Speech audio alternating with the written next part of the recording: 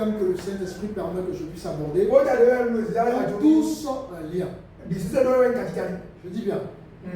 Les thèmes ont tous un lien. En fait, il y a une complémentarité de chacun des thèmes que nous abordons. Et ce n'est pas par hasard. Ce n'est pas juste pour le bon plaisir. C'est pour que chacun puisse saisir, n'est-ce pas, ce que Dieu veut faire dans sa vie. Dieu ne nous donne pas ces termes.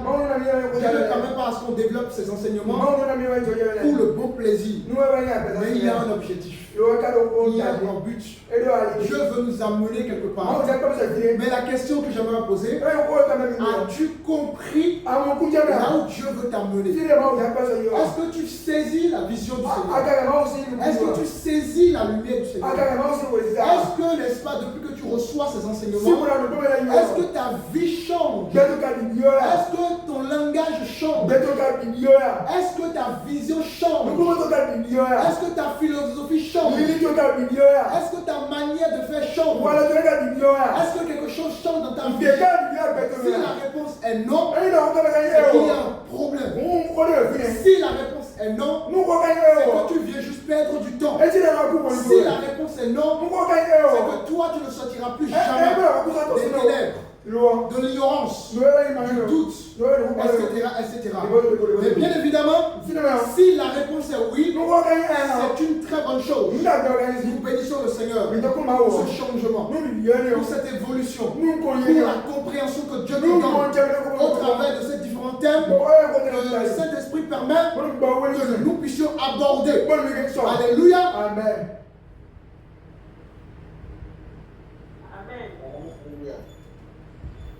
Alors, nous voulons ce soir aborder la position du chrétien. Le terme est intitulé Le chrétien avec la loi et la grâce. Je répète. Le chrétien avec la loi et la grâce. Amen. Amen. Pourquoi j'aimerais aborder ce sujet? Malheureusement, 80% des églises, je dirais même 90% des églises, que ce soit en Afrique, que ce soit dans tous les pays que vous connaissez, n'est-ce pas, continuent de maintenir le peuple de Dieu dans la loi, dans une ancienne alliance. Dieu a donné sa vie pour nous, mais les bergers, les leaders spirituels, les soi-disant serviteurs de Dieu continuent à maintenir le peuple de Dieu dans l'ancienne alliance, dans les anciennes choses, alors que les choses ont changé, la vision a changé. Et donc cet enseignement a pour but de nous éclairer. Est-ce que tu es un chrétien qui vit dans la loi ou dans la grâce? Est-ce que tu vis dans la grâce? Est-ce que tu vis dans la loi? Il s'agit de ça. C'est ce que nous allons voir au travers de cet enseignement. Beaucoup de chrétiens vivent encore sous la loi. Beaucoup de soi-disant de serviteurs de Dieu qui sont censés éclairer le peuple de Dieu, qui sont censés avoir reçu eux-mêmes l'éclairage, n'est-ce pas, continuent de maintenir l'ancien système. C'est qu'il y a un problème. C'est qu'eux-mêmes qui sont des leaders, eux-mêmes qui sont des serviteurs, ne sont pas encore, n'est-ce pas, éclairés. Mais la question qui arrive tout de suite lorsque je dis ça, mais comment sont-ils serviteurs si eux-mêmes ne sont pas éclairés? Comment sont-elles des servantes si elles ne sont pas éclairées? Qui les a envoyés? Qui les a mandatés? Qui les a autorisés de mettre en place des ministères?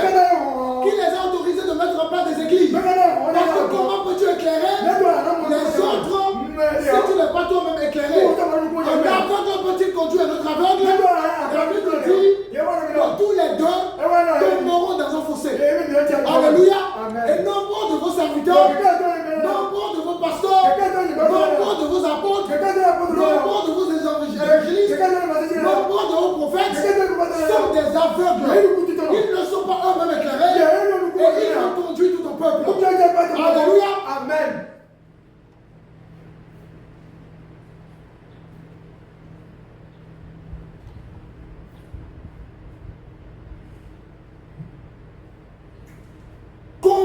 chrétien vit-il aujourd'hui entre la loi de Dieu et la grâce en Jésus-Christ?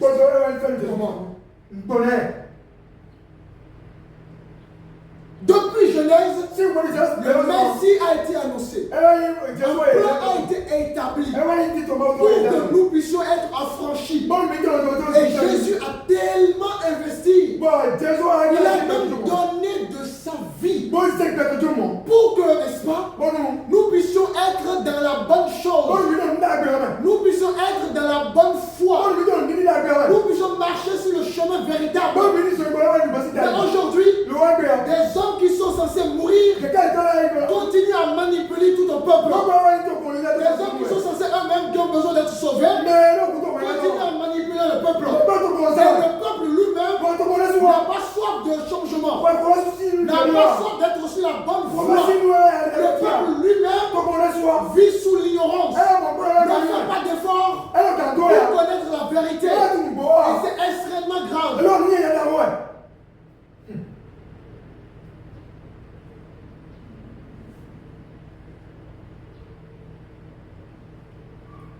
Nous sommes dans le livre de Jean. Jean chapitre 1. Jean chapitre 1, verset 17.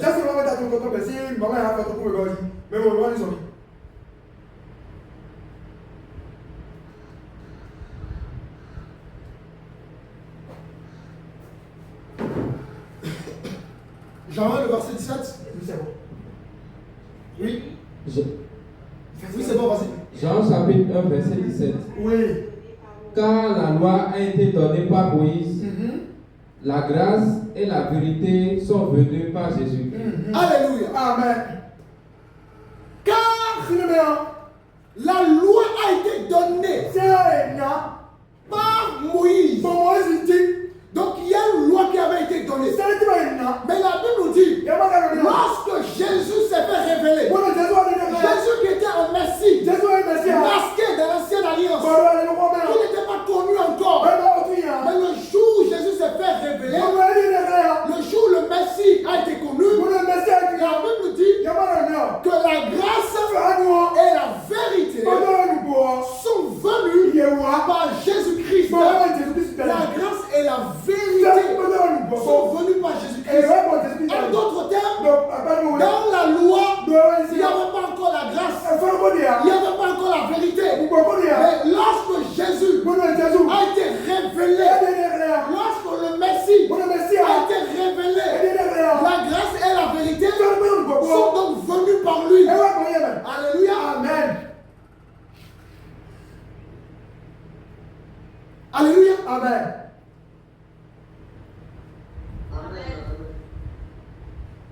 Donc ici déjà, nous avons les deux alliances. L'alliance de la loi et l'alliance de la grâce. L'alliance de la loi est passée par Moïse. Et l'alliance de la grâce est passée par Jésus-Christ. Donc Dieu a choisi un homme pour transmettre la loi. Ce qu'on appelle l'ancienne alliance. Et Dieu choisit, n'est-ce pas, son fils pour, n'est-ce pas, promulguer la grâce. Et donc il y a deux alliances. Et la question que j'aimerais qu'on se pose aujourd'hui, dans quelle alliance, n'est-ce pas, es-tu? Dans quelle alliance sommes-nous? Sous la loi ou sous la grâce?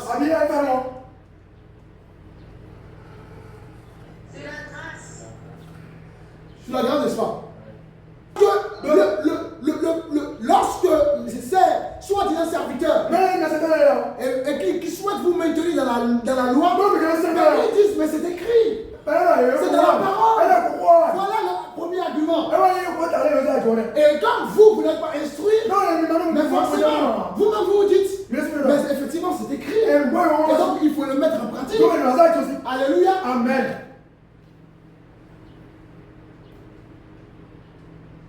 Car la loi a été donnée par Moïse, la grâce et la vérité sont venues par Jésus-Christ. Et donc nous allons définir ce qu'est la loi et aussi définir ce qu'est la grâce. Alléluia. Amen. La définition de la loi. La loi, c'est l'ensemble des commandements, c'est l'ensemble des commandements donnés par Dieu à Israël par le moyen de Moïse. Je répète, la loi, c'est l'ensemble des commandements donnés par Dieu à Israël par le biais de Moïse. Est-ce que ça va cette définition? Ça va? De la même manière que Jésus est venu sauver l'humanité, avant Jésus, n'est-ce pas? Il fallait que la loi soit donnée. Et il fallait utiliser quelque part lequel cette loi, n'est-ce pas, soit promulguée. Et l'homme choisi pour promulguer la loi, c'était Moïse. Et donc, dans la grâce, l'homme choisi pour promulguer la grâce, c'est Jésus-Christ notre Seigneur. Donc, la loi, c'est l'ensemble des commandements donnés par Dieu à Israël par le biais de Moïse. Une fois que je donne cette définition, il faut comprendre que lorsqu'on parle de la loi, le mot loi est vague. Pour être précis, la loi est composée de 3 catégories de lois. Lorsqu'on dit la loi de Moïse, cela cache 3 catégories de lois. La première catégorie de loi, c'est ce qu'on appelle les 10 commandements. Ça, c'est la loi morale qui est sous la loi de façon générale. Parce que quand vous écoutez la loi de Dieu, vous comprenez qu'il y a 3 sous-entendus derrière. Il y a la loi morale qui est cachée derrière. C'est ce qu'on appelle les 10 commandements. Le premier commandement, tu n'auras pas d'autre Dieu devant ma face. Donc la première chose que Dieu interdit, c'est qu'on n'aura pas d'autre Dieu en de lui. Il est l'unique Dieu. Évidemment, je suis dans Exode chapitre 20. Je suis dans Exode chapitre 20. Vous ne parlez pas du verset premier, c'est tout le chapitre. Donc, moi je suis en train de vous résumer, ok? Donc, dans la loi se cache la loi morale. En d'autres termes, se cachent les 10 commandements qui sont donc ce qu'on appelle la loi morale. Alléluia. Et dans ces 10 commandements, le premier commandement dit ceci: tu n'auras pas d'autre Dieu devant moi. Alors Dieu seul doit être adoré. Voilà le premier commandement de la loi morale. Alléluia. Et le deuxième commandement de la loi morale, la Bible dit: tu ne te feras point d'image taillée. Tu ne te prosterneras pas devant elle. Donc non seulement Dieu se positionne comme le seul à être vénéré, le seul à être adoré, le seul à qui l'on doit rendre hommage, le seul à qui l'on doit se prosterner. Et ensuite, Dieu dit dans le commandement 2 que nous n'avons pas le droit de représenter ce Dieu-là, ni par une image, ni par des objets, ni par une représentation, ni par Sapata, ni par Kélési, ni par Rovi, ni par je ne sais pas quoi, ni par la lune. Rien ne doit remplacer l'adoration qui est due à Dieu. Voilà les 2 commandements de la loi morale. Alléluia. Ensuite, le 3e commandement dit ceci: tu ne prendras pas le nom de l'Éternel ton Dieu en vain. Ça, c'est le 3e commandement de la loi morale. 4e commandement: souviens-toi du jour du repos pour le sanctifier. Attention, j'ouvre un guillemet. Le jour de repos ici, ce n'est ni dimanche, ce n'est ni samedi, mais la Bible simplement nous interpelle, n'est-ce pas, à prendre un moment pour célébrer Dieu, pour mettre nos affaires de côté, pour mettre le travail de côté et pour le chercher. Donc lundi, mardi, mercredi, quel que soit le jour que tu choisis, peut être le temps où tu Alléluia. Amen. Ensuite, le quatrième commandement. Honore ton père et ta mère. Est-ce qu'on a dit honore uniquement ton père? Est-ce qu'on a dit honore uniquement ta mère? Honore les deux. Les gens qui cherchent à uniquement honorer la maman ou uniquement le papa, vous êtes en porte-à-faux avec Dieu. Vous êtes dans le péché. Vos deux parents doivent être honorés parce que ce sont vos deux parents qui vous ont engendré. Alléluia. Amen.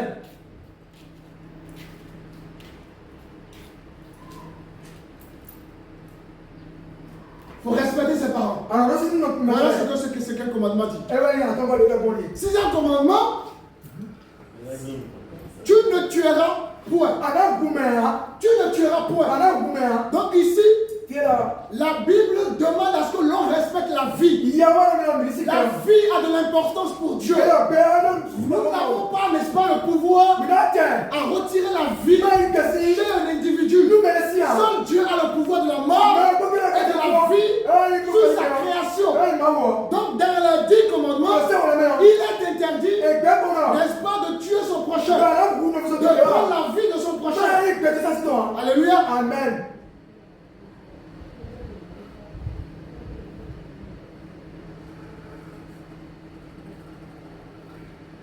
Et ainsi de suite, jusqu'au 10 commandements. Donc, lorsqu'on parle de la loi, n'est-ce pas, on parle de la loi, à la fois de la loi morale. Nous avons vu quelques commandements de la loi morale qu'on appelle communément les 10 commandements. Alléluia. Amen. Ensuite, dans la loi, nous avons ce qu'on appelle la loi civile. Ce sont des lois sociales pour le peuple de Dieu. C'est-à-dire la manière de vivre. Imaginez que nous sommes au Bénin. S'il n'y avait pas de loi, les gens allaient faire n'importe quoi. S'il n'y avait pas de loi, aucun d'entre nous ne serait en sécurité. Si vous préparez le Cameroun, parce qu'il y a la loi là-bas. Vous prenez la France, il y a la loi là-bas. Chaque pays a des lois. Ces lois-là permettent à ce qu'il y ait une bonne, comment dirais-je, on puisse le vivre ensemble. Pour que les gens ne fassent pas n'importe quoi. C'est ce qu'on appelle la loi civile. Or, comme le peuple de Dieu, c'est une nation, c'est un pays, ce qu'on appelle l'État Israël. Dieu va mettre en place également ce qu'on appelle la loi civile. N'est-ce pas? Ce sont des lois sociales qui régissent différents domaines. Il y a des lois dans le domaine de la vente de terrain, des lois dans le domaine de la famille, des lois dans le domaine du travail, donc des lois qui régissent différents domaines de la vie de l'être humain. Donc l'ensemble de ces choses sont appelées la loi civile. Alléluia.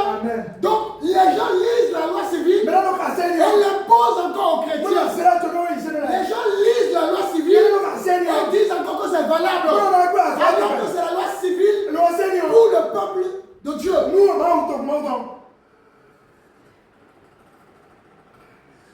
Est-ce que ça va? Alléluia. Et il y a plus de 600 quelque chose de lois. Vous vous rendez compte? 613 pour être précis. 613 lois.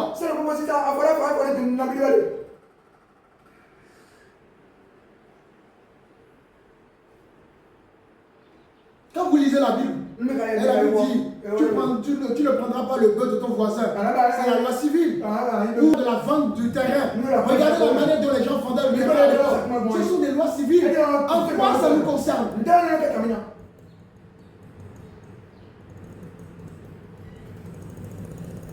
Et puis, la troisième catégorie, dans la loi de Moïse, on dit loi de Moïse, c'est pas Moïse qui a inventé cela.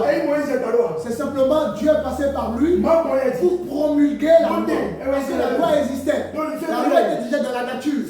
Rappelez-vous, Abraham, lorsqu'il a rencontré le prêtre, il n'y avait pas encore la loi, mais comment il a su pour justement faire des offrandes? C'est parce que la loi existait déjà dans la nature. Maintenant Dieu va consigner la loi à partir de la sorte sorti du peuple de Dieu de l'Égypte dans le mont Sinaï. Donc c'est pas Moïse que la loi est venue. Cela ne signifie pas que c'est Moïse qui l'a inventé. Alléluia. Amen. Et la troisième catégorie de loi, c'est ce qu'on appelle la loi cérémonielle. Dis à ton voisin la loi cérémonielle. C'est quoi la loi cérémonielle? Ce sont des rites. Ce sont, n'est-ce pas, des sacrifices. Ce sont des fêtes. Et ce sont des lois qui sont liées au culte, à l'adoration de Dieu. Voyez-vous? Et aujourd'hui, beaucoup de nos églises continuent à être encore dans ce chemin.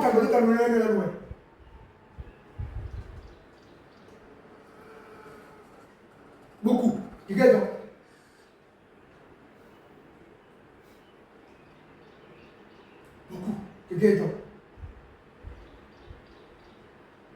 Déjà, avant d'aller plus loin, je pense qu'il est important que vous puissiez voir de vos yeux clairement qu'il y avait deux sortes de lois, deux sortes d'alliances, et que l'alliance parmi nos ancêtres, notamment Abraham, notamment à Moïse, à Isaac, à Jacob, à David, et tous ces prophètes que vous connaissez, n'est-ce pas? Et eux, ils ont vécu sous cette loi-là. Mais dès que Jésus est venu, dès que Jésus a été révélé, la loi s'est basculée. La loi a changé et nous allons voir. Alléluia. Nous sommes dans Jérémie chapitre 31.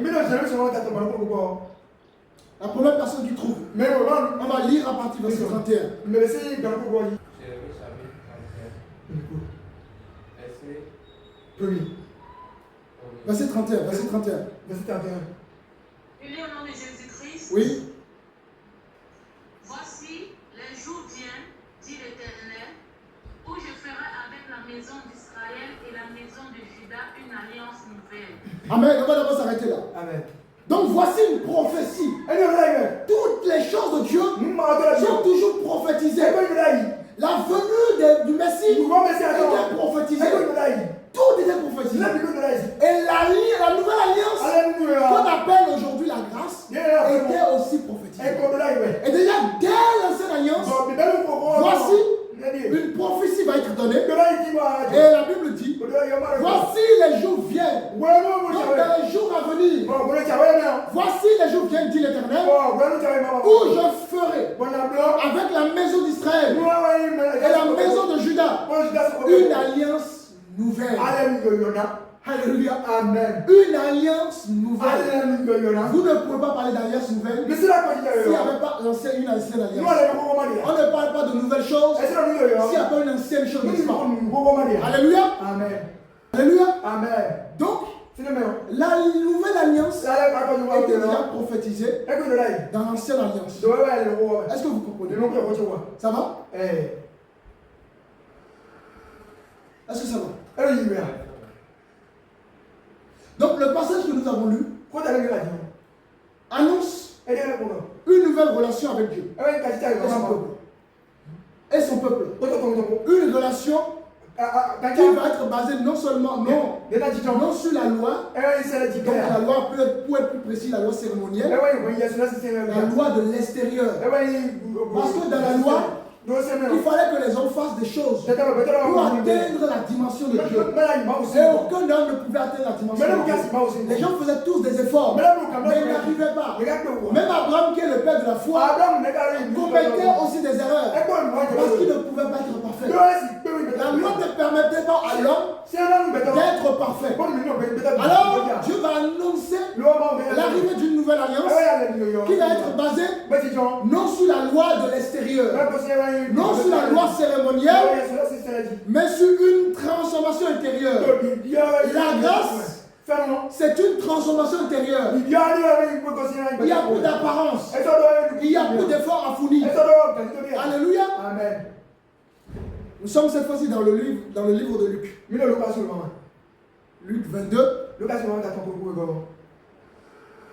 Et celui qui trouve le verset 20. Luc 22, le verset 20. Luc 22, verset 20. Il prit de même la coupe après le souper et la leur donna en disant: cette coupe est la nouvelle alliance en mon sang qui est répandue pour vous. Amen.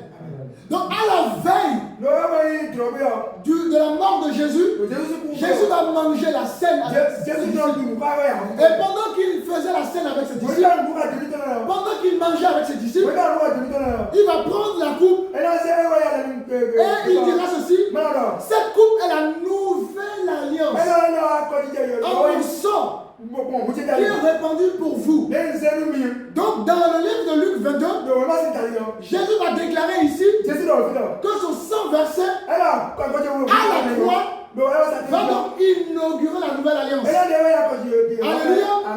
Et cette nouvelle alliance va remplacer l'ancienne alliance qui est basée justement sur le sacrifice des animaux. En d'autres termes, sur la loi cérémonielle. Est-ce que vous voyez? Donc même pendant le repas de Jésus, il parlait déjà de la nouvelle alliance.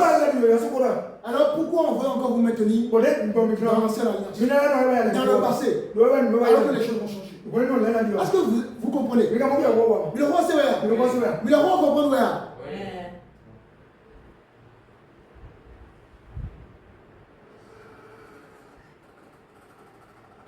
Le sang de Jésus versé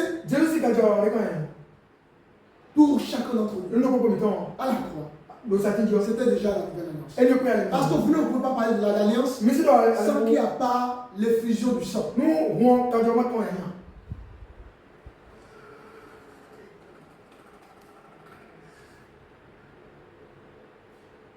allons prendre Hébreu et nous allons voir encore beaucoup plus de façon détaillée. Hébreu chapitre 8.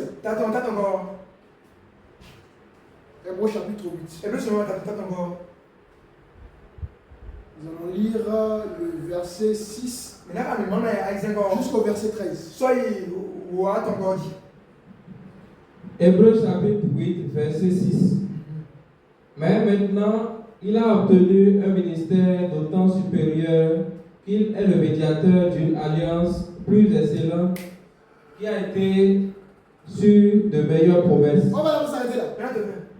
Alors, et comprenez la parole de Dieu, mes chers amis. Ne lisez avec beaucoup d'attention. Lisez avec beaucoup de patience. Nous ne sommes pas pressés. La Bible dit, il est le médiateur. C'est qui le médiateur? C'est une question que je vous pose. C'est qui le médiateur? C'est qui est le médiateur? Papa, oui. Oui. J'espère que c'est Jésus-Christ. C'est Jésus-Christ. Ok, vous êtes tous d'accord? Tous? Même les bénévoles qui sont en ligne, je ne vous entends pas? Oui, Jésus. Ok. Si nous sommes d'accord que c'est Jésus-Christ, ça va me permettre de bien comprendre encore. Alors, donc, je vais remplacer le médiateur par Jésus-Christ. Jésus-Christ, il est le médiateur d'une alliance plus excellente. Lorsqu'on parle d'une alliance plus excellente, c'est qu'il y a déjà une alliance qui n'était pas excellente. Est-ce que vous êtes d'accord? On ne parlera pas de l'excellence si auparavant il n'y avait pas encore quelque chose. Donc ici, lorsqu'on parle de l'excellence, c'est qu'il y a déjà eu une alliance dans le passé. Et la Bible dit que Jésus est le médiateur d'une alliance plus excellente. Alléluia. Maintenant, continue le verset. Verset 7. Non, pas le même verset, toujours le même verset 7. Mais maintenant, il a obtenu un ministère d'autant supérieur qu'il est le médiateur d'une alliance plus excellente qui a été établie sur de meilleures promesses. En effet, si la première alliance avait été sans défaut, alléluia, attendez là. Si la première alliance avait été sans défaut, alléluia. Donc l'alliance de Moïse, l'alliance d'Abraham, l'alliance de David était sans défaut, était avec défaut, pardon. Était avec défaut. Ce n'était pas encore véritablement la bonne alliance.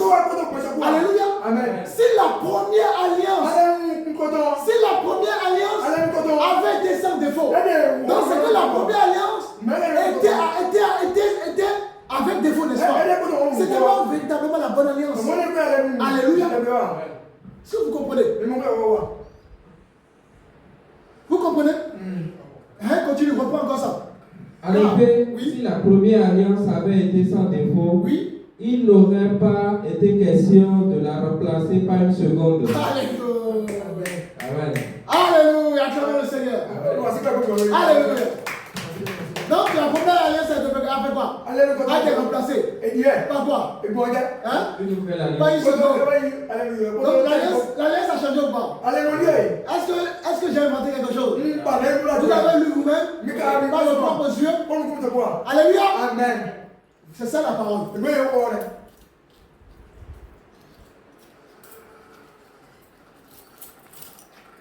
La première alliance avait été sans défaut. Il n'aurait pas été question de la remplacer par une seconde.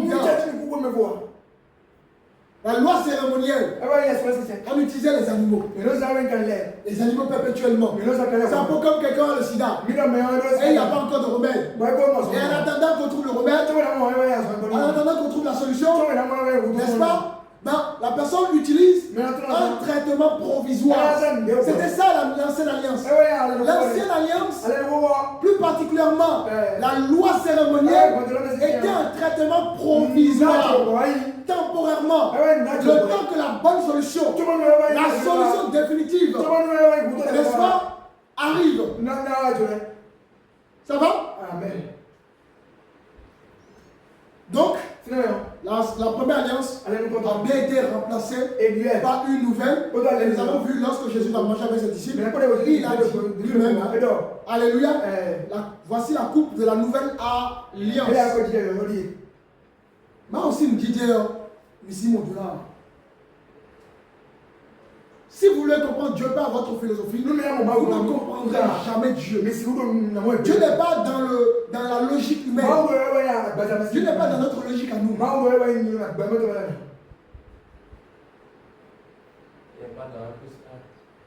Chez Dieu, 1 plus 1 n'est pas égal à 2. Notre logique, pour qu'un enfant naisse, il faut un homme et une femme, n'est-ce pas? Mais Jésus arrive comment? Est-ce que j'ai marié une maison dans la main d'une femme? Oui, Dieu fait tout le contraire de notre logique. Mais comment vous pouvez comprendre Dieu? Allez, soyez un peu humble avec le Seigneur. Trop de serviteurs sont orgueilleux. Trop de serviteurs, je dis bien, sont orgueilleux. Alléluia. Amen.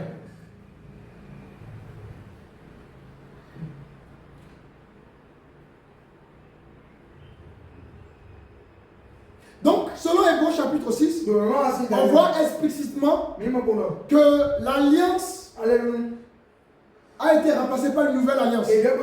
On voit que la nouvelle alliance est supérieure à l'ancienne. Pourquoi? Pourquoi? Parce que la première a été avec le faux.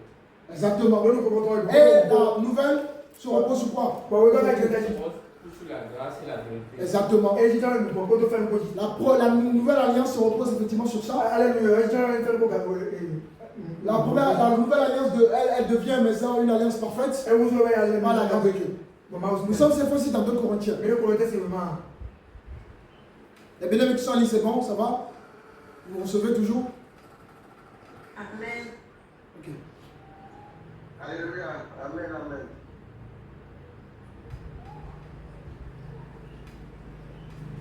Deux Corinthiens chapitre 3, le verset 6.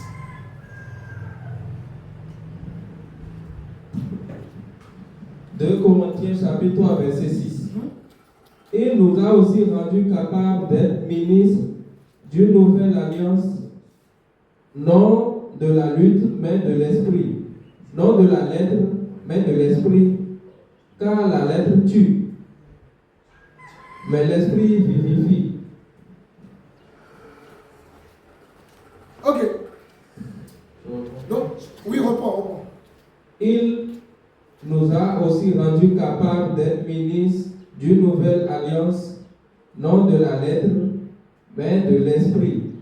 Car la lettre tue. Donc la Bible dit quoi ici? Que Dieu a rendu chacun de nous ministre de la nouvelle alliance. Donc chacun de nous Vous êtes ministre de la nouvelle alliance. Vous n'êtes plus ministre de l'ancienne alliance. Alléluia. Il nous a aussi rendus capables d'être ministres. Il m'a rendu. Il t'a rendu, mon frère, ma soeur. Dieu a rendu tous ceux et celles qui l'ont accepté comme Seigneur et Sauveur dans leur vie, ministres de la nouvelle alliance. Donc la Bible ne parle plus de l'ancienne alliance. Alléluia. En particulier la loi cérémonielle. Parce que nous avons vu que dans l'ancienne alliance, n'est-ce pas, la loi morale existe encore. Mais ce qui a été supprimé, c'est la loi cérémonielle. Et donc il nous a aussi rendus capables d'être ministres d'une nouvelle alliance. Non de la lettre.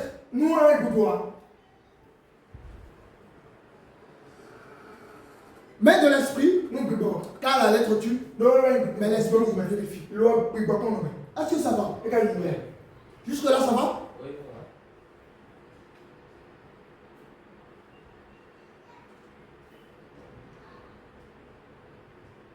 Sous la loi, c'est la loi écrite qui dominait. La lettre qui dominait. Et sous la grâce, c'est la vie de l'esprit maintenant qui domine. Alléluia. Amen. Alors, qui peut me rappeler donc la définition que j'ai donnée par rapport à la loi? C'est quoi la définition que j'ai donnée par rapport à la loi?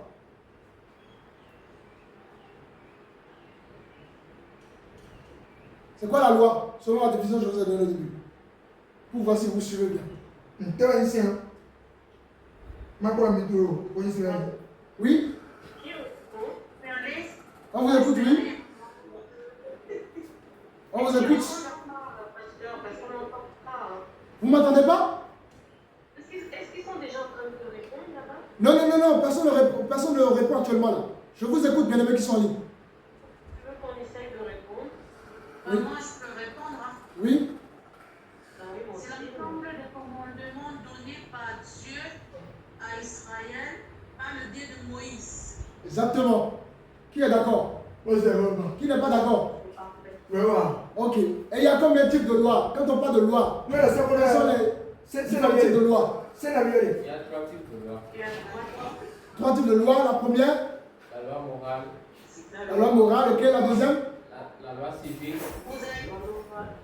La troisième? La loi cérémonielle. Exactement. Donc vous aurez compris, le temps de nos ancêtres, au temps d'Abraham, au temps de Moïse, au temps de Jacob, d'Isaac, de David, de tous ces prophètes que nous connaissons, eux, ils étaient sous une loi, sous une alliance, qu'on appelle donc l'alliance, l'ancienne alliance, ou encore ce que vous connaissez tous, de l'Ancien Testament. Alléluia. Et Christ arrive et change les choses. La loi va donc changer. Avant, il fallait aller dans un temple pour adorer Dieu. Il fallait tuer un animal pour se faire pardonner. Et c'était, n'est-ce pas, une histoire de tous les jours. Tous les jours, les gens sacrifiaient des animaux. Alléluia. On allait dans un temple. Il fallait aller dans un bâtiment. Parce que Dieu se manifestait uniquement dans un bâtiment. Et tous les gens qui étaient dans les villages, dans les villes, se déplaçaient pour aller adorer Dieu. Et même quand ils allaient adorer Dieu, il y avait des intermédiaires. Ceux qu'on appelait des sacrificateurs. Alléluia. Et on tuait des animaux pour se faire pardonner. Il y avait des rituels. Il y avait des choses à faire. Oh, Jésus arrive. Et tout ça. C'est fini. Voici, il apporte la meilleure, une excellence, une excellente alliance. Alors, la loi, en particulier la loi cérémonielle, avait 3 objectifs. Je dis bien, la loi cérémonielle dans l'ancienne alliance ou dans l'ancien testament, s'il vous plaît, avait 3 objectifs. Le premier objectif, Dieu avait, n'est-ce pas, mis en place temporairement cette loi. Dieu avait mis en place des rites, des sacrifices, des fêtes Parce que tout cela préfigurait Christ. Est-ce que vous savez ce que c'est que la préfiguration? C'est quoi la préfiguration? Qui peut me répondre? La préfiguration. Oui? C'est l'ombre des choses à venir. Voilà.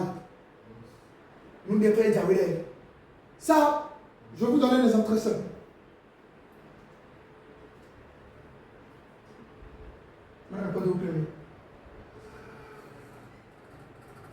Qui a un stylo ici? Quelqu'un a un stylo? Oui. Donne-moi le stylo.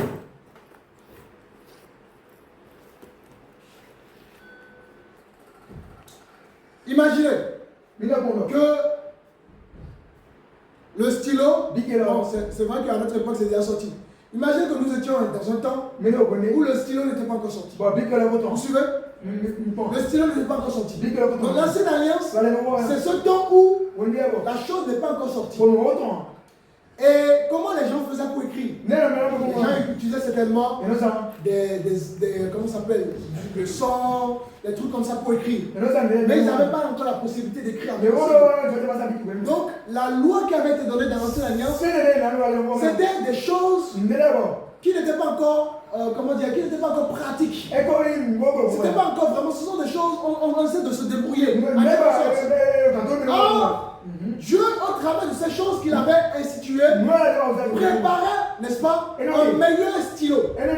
Pour que, voilà, on n'a plus besoin d'un sang pour écrire quelque chose, ou bien de l'encre pour écrire avec la main des doigts. Et donc, lorsque Dieu mettait des choses en place, il était en train de leur dire qu'il y a un meilleur stylo qui va arriver dans un futur temps. Et tout ce que faisaient les hommes dans ce temps-là, ça préparait déjà le futur stylo qui allait sortir. C'est ça une préfiguration. Ça préparait les bonnes choses qui allaient venir. Hier, par exemple, on n'avait pas les téléphones Android, n'est-ce pas? On avait les téléphones qui avaient des antennes, des gros téléphones. Mais la technologie qui nous permettait d'utiliser les gros téléphones, ça préparait déjà la future technologie, n'est-ce pas? Aujourd'hui, nous avons des Android et nous avons vu que la technologie a évolué. C'était à peu près la même chose. La pratique de nos ancêtres à l'époque, ce n'était pas une vraie pratique. Dieu avait mis ces choses en place temporairement, en attendant que la meilleure pratique arrive. Est-ce que vous comprenez? Ça va? Vous comprenez tous ça, non?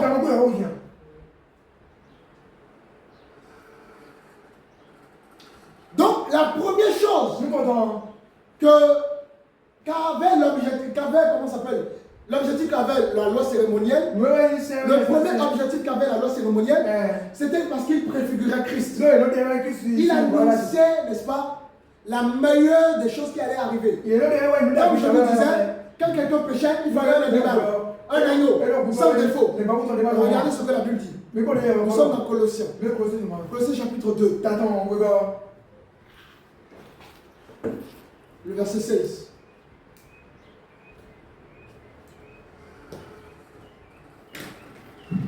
Colossiens chapitre 2. Colossiens chapitre 2, verset 16. Oui. Que personne donc ne vous juge au sujet du manger ou de boire, ou au sujet d'une fête, d'une alliance, d'une nouvelle lune, ou des sabbats. C'était l'ombre des choses à venir. Alléluia. Amen. Donc, ces choses qui se faisaient dans l'Ancien Alliance, dans l'Ancien Testament, avec la loi cérémonielle, la Bible dit que personne ne vous juge encore de ces choses. Que personne ne vous juge des fêtes, de la lune, des choses qui se pratiquaient dans l'Ancien Alliance. Pourquoi? Parce que c'est l'ombre des choses à venir. Alléluia.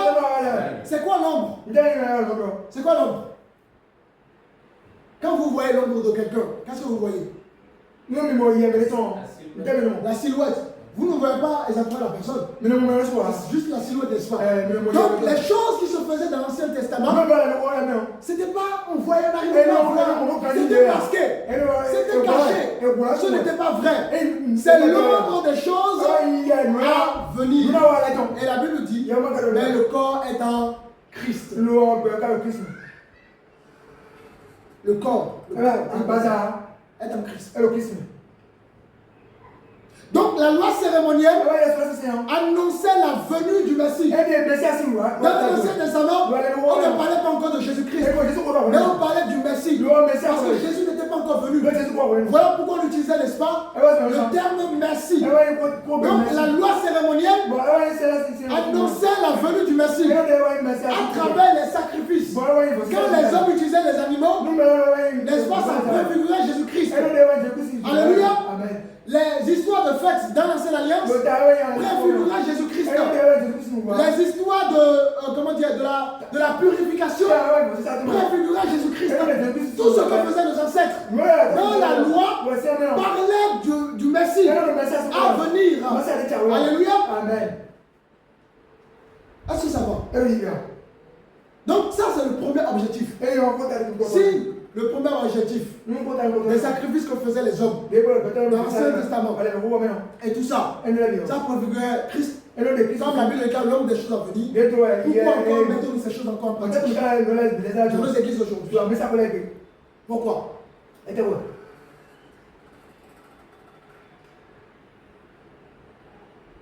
Donc ça c'est le premier objectif.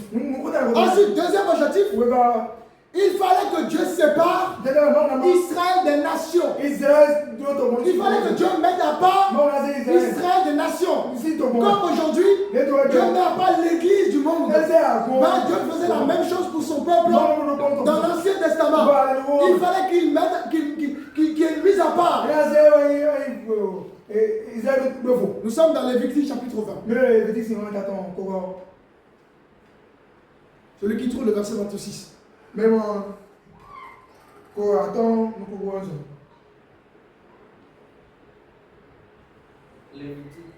20, le verset 26. Lévitique chapitre 20, verset 26. Vous serez saints pour moi, car je suis saint, moi l'Éternel. Je vous ai séparés des peuples, afin que vous soyez à moi. Alléluia. Amen.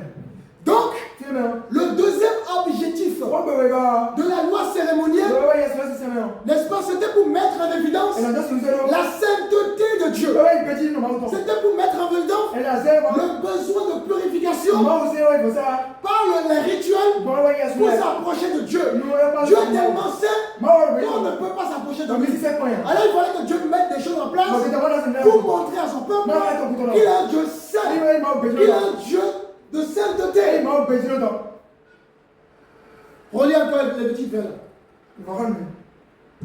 Verset 26. Vous serez saints pour moi, car je suis saint, moi l'Éternel.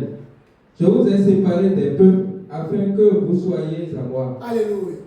Donc, la loi dans l'Ancienne Alliance, n'est-ce pas, c'était pour mettre en évidence la sainteté de Dieu. Ça, c'est pour révéler qui était Dieu. Dieu n'est pas juste, voilà un homme, il faut faire des bons. Il fallait, n'est-ce pas, que les hommes sachent que pour s'approcher de Dieu, il y a un standard. Alléluia. Amen. Voilà pourquoi Dieu a mis ces choses en place temporairement, histoire de préparer le cœur de l'homme. Voilà le deuxième objectif de la loi cérémonielle. Ensuite, troisième objectif. Nous sommes dans Hébreux chapitre 9.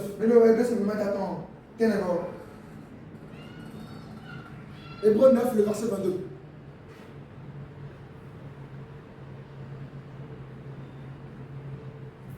Hébreux 9, verset 22.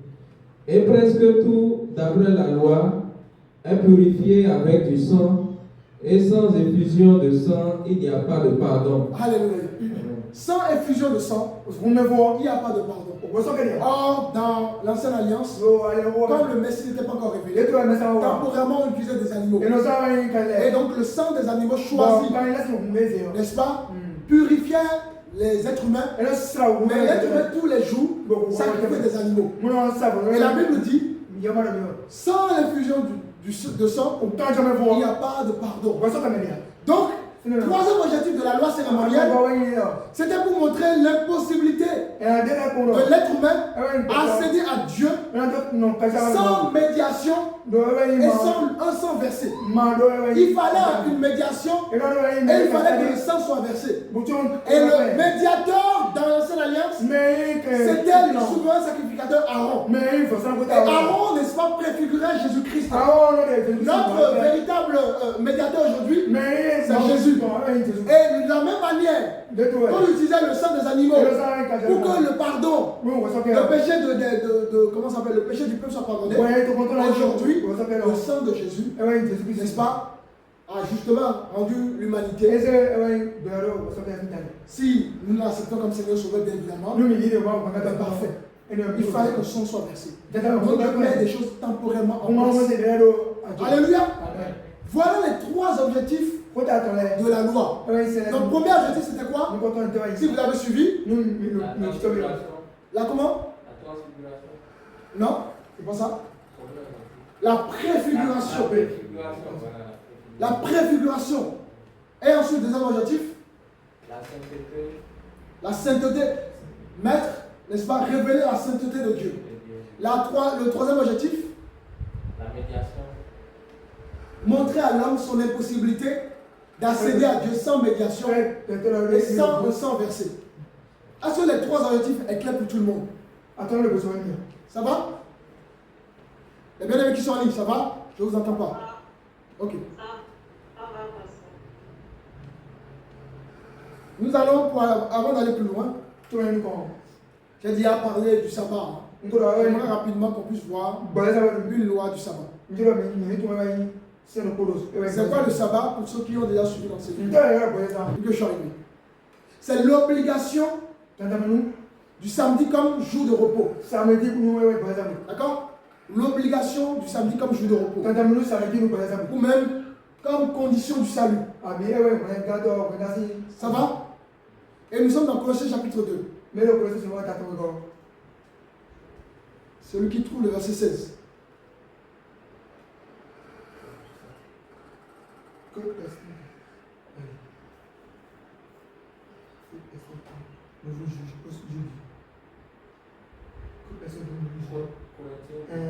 Colossiens. Oui, Colossiens chapitre 2, verset 16. Que personne donc ne vous juge au sujet du manger ou du boire, ou au sujet d'une fête, d'une nouvelle lune, ou des sabbats. C'est un nombre de choses à venir. Donc on dit bien que le sabbat, c'est l'un des choses à venir. Oui. Et qu'est-ce qu'on fait aujourd'hui? Aujourd'hui dans les églises, n'est-ce pas? On fait du sabbat une condition pour être sauvé. C'est une permission de l'évangile de Christ. Alléluia. Le sabbat c'est fini. On ne doit pas vous imposer ce genre de choses. Ça va? On va prendre encore un autre exemple.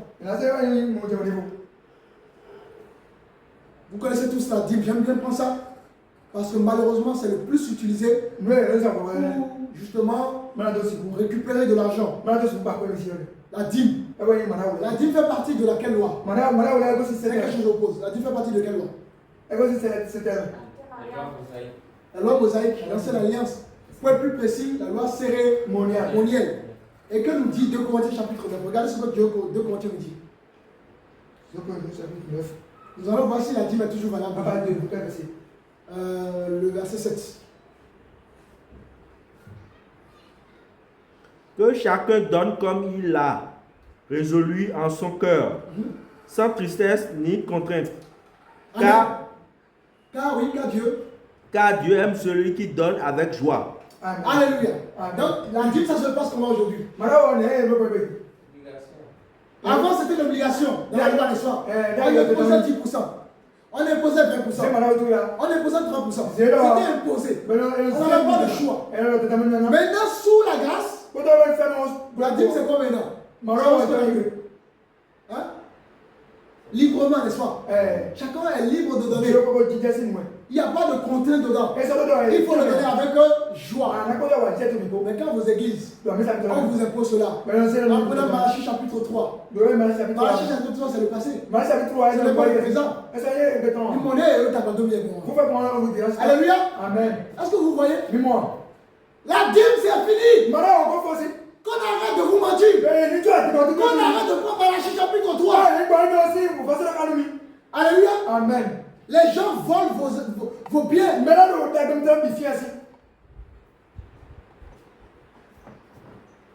C'est l'ombre des choses. Venir. On a tellement manipulé les gens avec Malachie chapitre 3. On a tellement armé les gens de peur. On a tellement manipulé les fidèles. Sur la dîme. Mes chers amis, c'est la loi. C'est l'ombre des choses à venir. Est-ce que ça va? Ta vie, c'est la dîme. Ce que tu fais pour Dieu, c'est une dîme. Le service que tu rends à Dieu, c'est une dîme. L'argent que tu donnes à Dieu, c'est une dîme. Le bien que tu donnes à Dieu, c'est la dîme. Tout ce que tu mets à disposition de Dieu, c'est la dîme.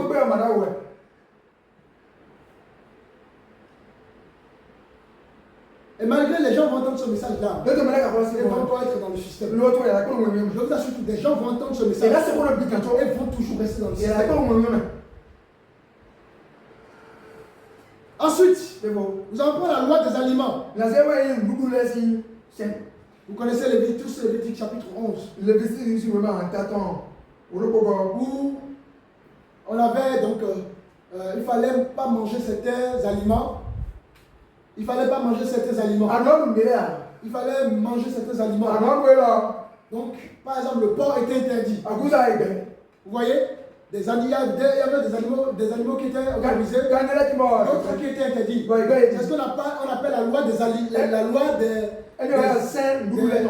alimentaires. D'accord? Et regardez ce que le livre de Marc 7 nous dit. Oui, il est écrit, il ne faut pas manger le porc. Il est écrit, il ne faut pas manger ceci. Tu veux rester encore dans la tradition? Marc 7, lisez-moi le verset 18. Marc 7, le verset 18. Il a dit, vous aussi, êtes-vous donc sans intelligence? Ne comprenez-vous pas que rien que ce qui du dehors entre dans l'homme ne peut le souiller, car cela n'entre pas dans son cœur, mais dans son ventre. Puis s'en va dans les lieux secrets qui purifient tous les aliments. Il dit encore, ce qui sort de l'homme, c'est ce qui suit l'homme. Car c'est du dedans, c'est du cœur des hommes que sortent les mauvaises pensées, les adultères, les impudicités, les meurtres, les vols, les cupidités, les méchancetés, la fraude, le dérèglement, le regard envieux, la calomnie, l'orgueil, la folie.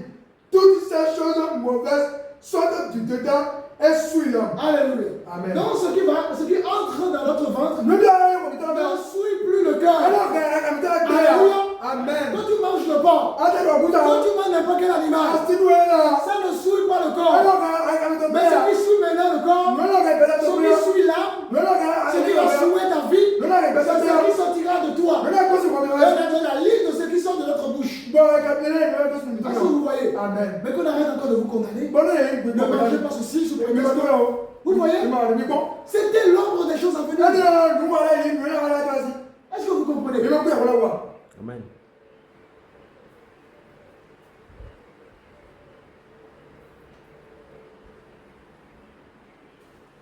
L'ombre des choses à venir.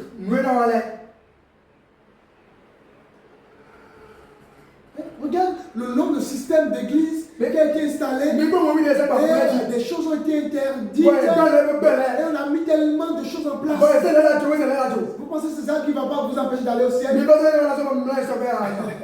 ce qui sort de votre bouche, qui Moi, quand je me tombe, vous souille, et voilà, et ce qui entre. et voilà, bien, on tombe Si vous ne mangez pas un animal, Mais ma c'est peut-être parce qu'un médecin vous l'avait interdit par motif de votre santé. Mais si un médecin, vous n'avez pas une interdiction de médecin, pourquoi vous voulez vous interdire? La Bible déclare que tout est pur, tout est sanctifié par la parole.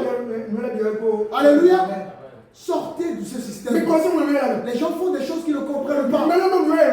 Oui, je ne peux pas prendre de l'alcool. Oui, je ne peux pas. Si tu ne prends pas de l'alcool, c'est peut-être que quand tu prends de l'alcool, c'est pas bien pour toi. Si tu prends de l'alcool, tu tombes malade. Là, on peut comprendre. Ah non, bah, je suis ceci. Je suis musulman. Je suis ceci, je ne peux pas prendre l'alcool. Sortez de tout ça. C'est des rituels. C'est des commandements d'ordre. Alléluia. Amen. Les pasteurs hypocrites aussi qui ne prennent pas de l'alcool. Les pasteurs ne peuvent pas prendre de l'alcool. Même l'apôtre Paul a pris de l'alcool. Alléluia. Amen.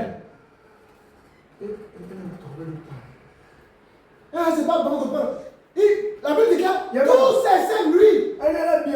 Tant que ce n'est pas dans l'excès. Tant que ça ne dépasse pas la quantité que tu vas consommer. Tu vas faire pourquoi? Trop de rituels, trop de rites, trop de choses. Et nous sommes embrouillés.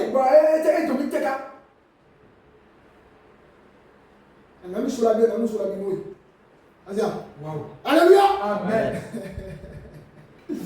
Bien aimé, sortez de là. Le Seigneur a tout purifié. Regardez une histoire. Les apôtres savaient que dans la loi, beaucoup d'animaux étaient interdits. Regardez ce qui nous allons lire Actes chapitre 10. Regardez ce qui va se passer. Actes chapitre 10, le verset 1er. Même les apôtres ont grandi dans ça. Et regardez ce qui va se passer. Actes 10, le verset 1er.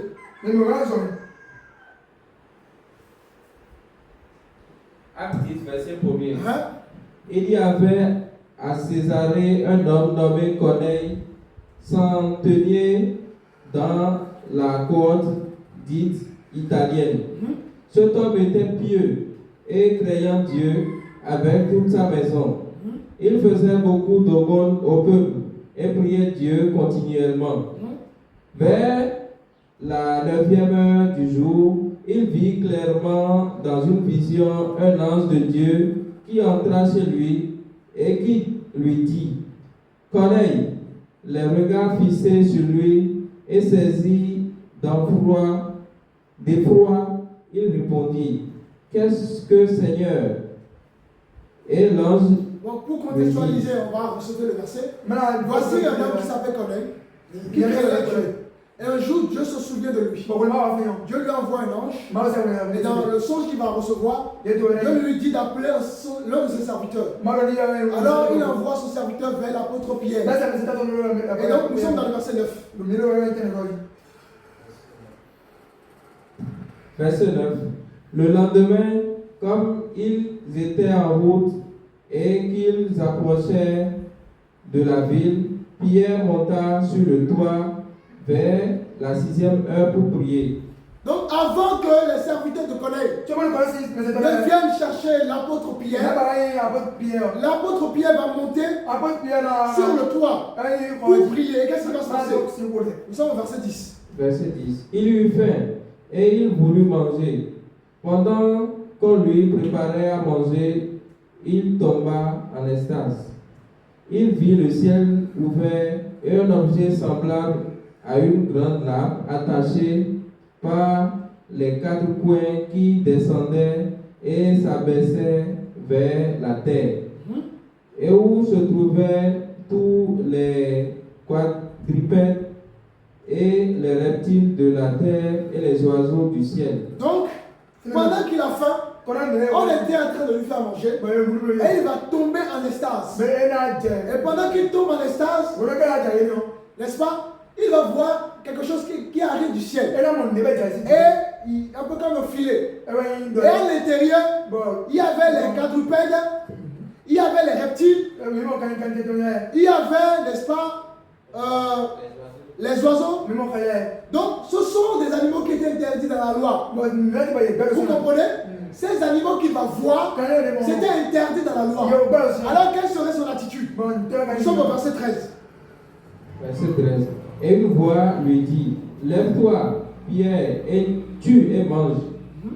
Mais Pierre dit, non Seigneur, car je n'ai jamais rien mangé de souillé ni d'impur. Alléluia. Amen. Dieu lui-même dit, tue les animaux et mange. Et il lui dit quoi?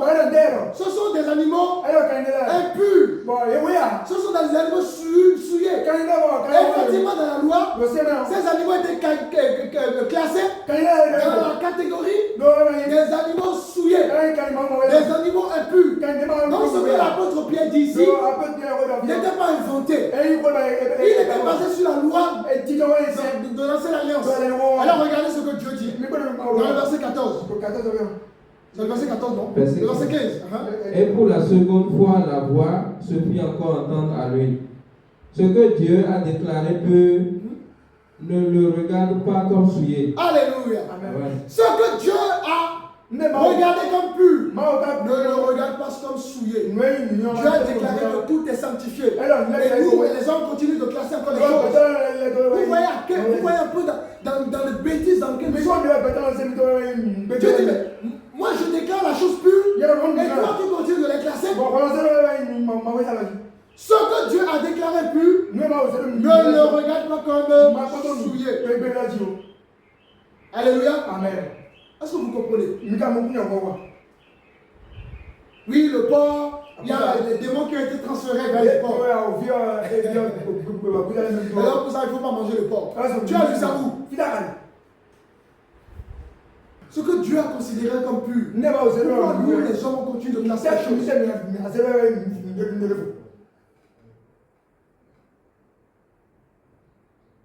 Ensuite, nous allons voir le port des vêtements. Rapidement. Qu'est-ce que Dieu dit par rapport au port des vêtements? C'est vrai, dans l'ancienne alliance, les prêtres portaient les vêtements que nous avons aujourd'hui chez les prêtres. Les soutanes, les pertereaux, tout ça. C'était effectivement vrai dans la loi.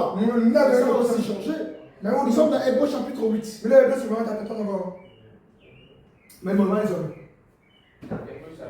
Le verset 10. Mais voici l'alliance que je ferai avec la maison d'Israël après ces jours-là, dit le Seigneur. Je mettrai mes lois dans leur esprit, je les écrirai dans leur cœur, et je serai leur Dieu, et ils seront mon peuple. Alléluia. La loi est désormais dans notre cœur. Les vêtements, c'était une marque de sainteté. C'était une marque de l'extérieur. Aujourd'hui, dans la grâce, tout est intérieur. On n'a plus besoin de vêtements de distinction. Alléluia. Amen. Nous sommes dans le livre de Galates chapitre 4. Quelqu'un peut me lire le verset 10? Galates chapitre 4, verset 10. Vous observez les jours, les mois, les temps et les années. Je crains d'avoir inutilement travaillé pour vous. Soyez comme moi, car moi aussi je suis comme vous. Frères, je vous en supplie. Vous ne m'avez fait aucun tort. Vous savez que ce fut à cause d'une infirmité de la chair que je vous ai pour la première fois annoncé l'évangile. Et mis à l'épreuve par ma chair, vous n'avez témoigné ni mépris ni dégoût. On s'arrête ici. L'apôtre Paul ici était en train de reprocher aux Galates de retourner, n'est-ce pas, à des fêtes juives, notamment la Pâque, la Pentecôte, le Tabernacle, toutes ces fêtes qui étaient, n'est-ce pas, promulguées dans la loi. La Bible dit que c'est l'ombre des choses à venir. Ça a changé. La fête de la Pâque, ce n'est plus comme avant. Tout a changé. Nous avons déjà abordé ce que c'est que la fête de la Pâque ici. Alléluia. Tout ça, c'est l'ombre des choses à venir. Ensuite, nous allons voir encore une autre loi. Nous sommes dans le livre de... On a pris tout à l'heure, Hébreux chapitre 9. On va lire le verset 10.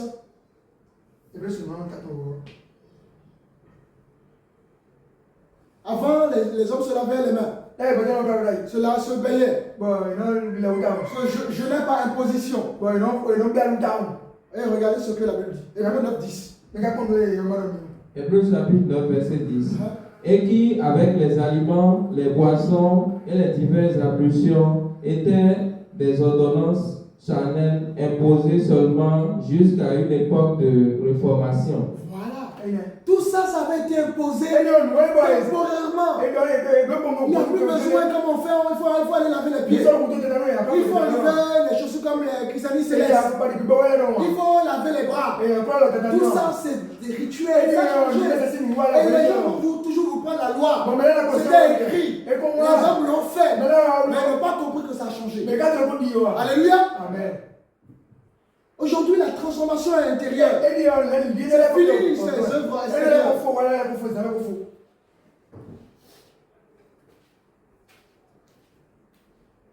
Alors, donc vous aurez compris, il y a beaucoup d'exemples.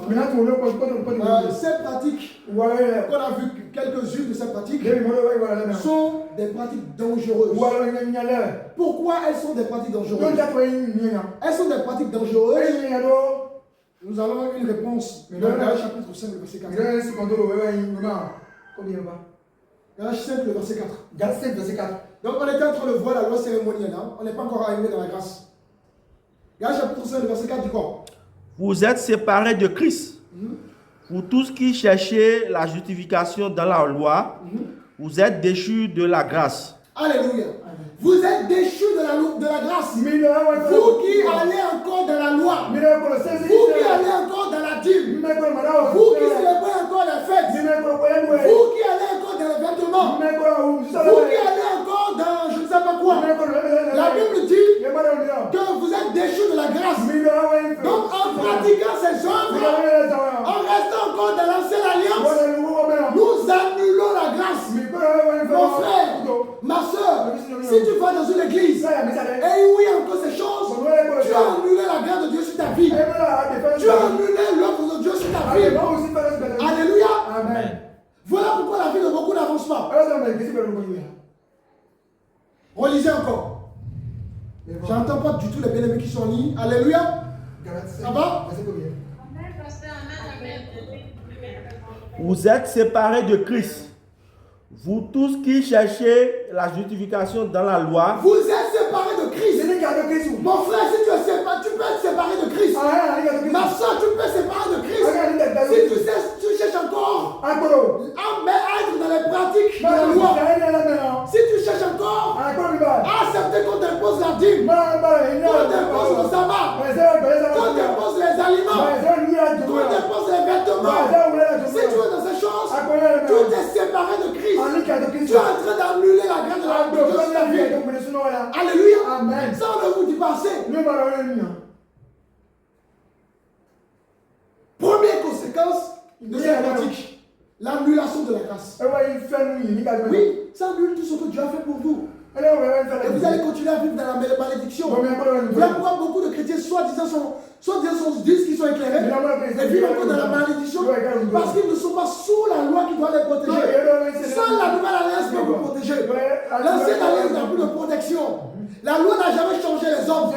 La loi a révélé les trois choses que nous avons vues. La sainteté de Dieu, la possibilité à l'homme de comprendre qu'il a besoin d'un intermédiaire.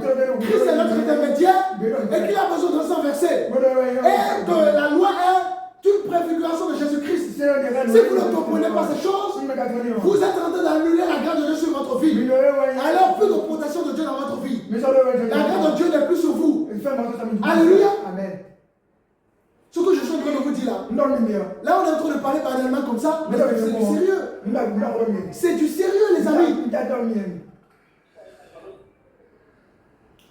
Les églises que vous fréquentez, ça fait 10 ans, 20 ans, 15 ans. Qu'est-ce qui a changé dans votre vie? Vous venez bénir, soi-disant le serviteur de Dieu, mais vous, votre vie n'a jamais changé. Ben pourquoi? Parce que vous avez annulé la grâce de Dieu sur vous. En pratiquant encore les choses anciennes.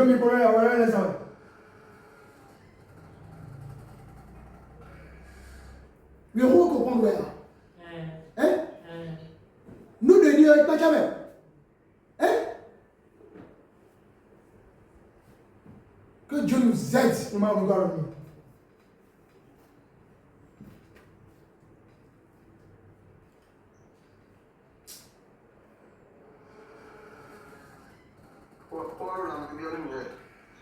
Ne laissez pas des gens vous séduire. Parce que la Bible, à quoi ça sert d'aller sauver le monde?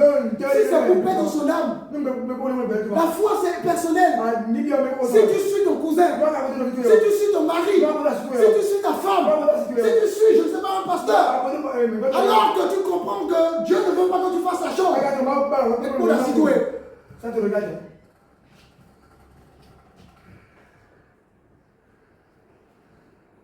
Combien ont suivi telle personne? Oui, je vais dans telle église parce que mon cousin est là-bas. Parce que mon cousin est devenu prêtre. Comme dans la famille, il y a quelqu'un qui est prêtre. Donc, ben, c'est une fierté. Quelle fierté, mon frère? Quelle fierté? Bon, mais nous, il a dit. On est un peu dans le Matthieu vu. Ah, mon cousin est là-bas, je ne peux pas aller ailleurs. Ma femme est là-bas, je dois être dans la même église qu'elle. Alors que tu es conscient qu'elle est dans le faux. Mon mari est là-bas, je dois aller avec lui. Alors que tu es conscient qu'il est dans le faux.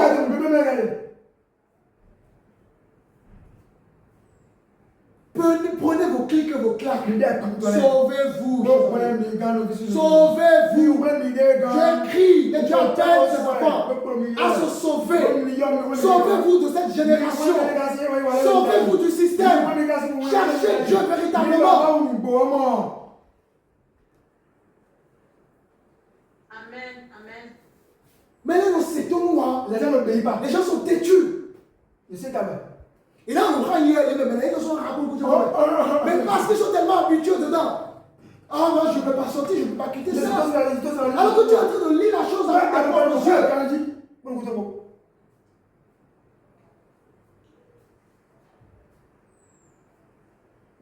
Papa, je peux aller avec une question? Oui. Ok. Et souvent, j'ai l'habitude, j'entends souvent que les gens disent que ce sont les Blancs qui nous ont imposé cette écriture juste pour influencer l'Afrique. Parce que cela, ce n'est pas africain. Que, en se faisant, c'est pour nous faire perdre nos vaudous, le coup vital, la découpe. Donc, ce sont les Blancs qui ont imposé ça aux Africains juste pour faire quitter la culture indigène. Quand il s'agit de la Bible, c'est les Blancs qui ont imposé. Le djinn doit. Le bakoué, il est gentil. Mais moi, je ne suis pas de mon babo. Moi, je ne suis pas de mon babo. Mais la publicité, même le Alléluia. Le pantalon doit. Oui, papa. Mais le chaîne doit. Oui, papa. Mais le montre doit. Oui, papa. Mais abandonnez tout ça, alors. Si c'est les Blancs qui ont amené ça, abandonnez vos jupes, abandonnez vos montres, abandonnez vos lunettes de soleil, abandonnez tout ça. Quand il s'agit des choses de Dieu, là, on a des arguments. Mais un doit africain, le fièvre. À partir de même bidon, mais là, mais comme il y a blanc, c'est le bidon. Mais beaucoup de blanc, c'est le bidon. Il faut parler, il y a du bouton, c'est plus le blanc.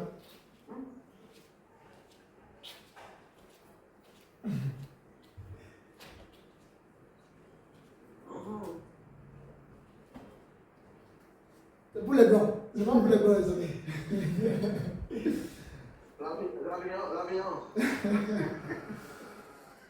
Seigneur de nous.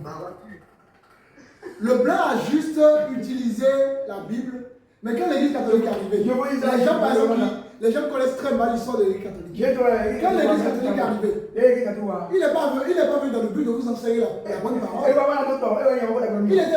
était venue dans le but de s'imposer. La preuve au début de l'église catholique, les messes étaient en latin. C'était pas en français. Renseignez-vous sur l'église catholique. À la base, on ne voulait pas que les fidèles connaissent la vérité. Il fallait que les papes, les évêques seuls connaissent la vérité.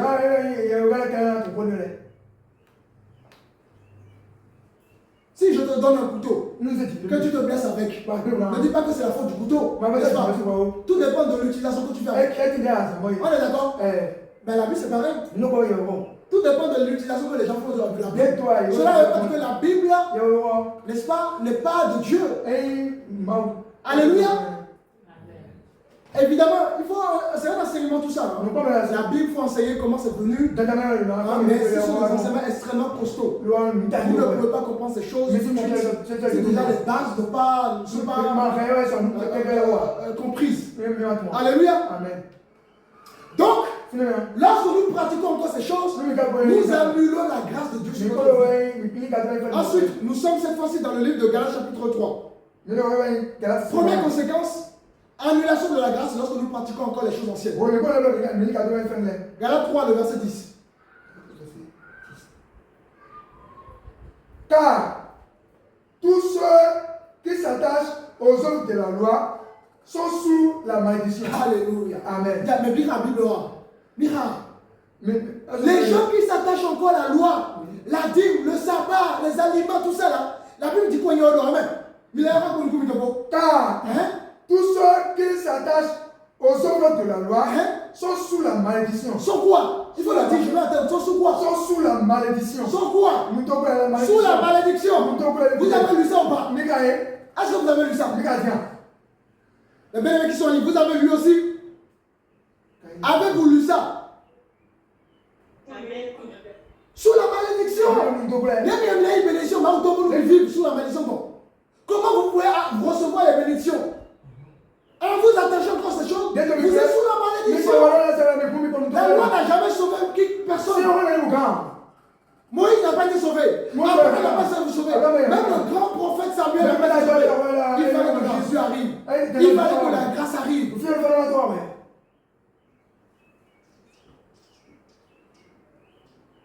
Waouh, Seigneur. Waouh.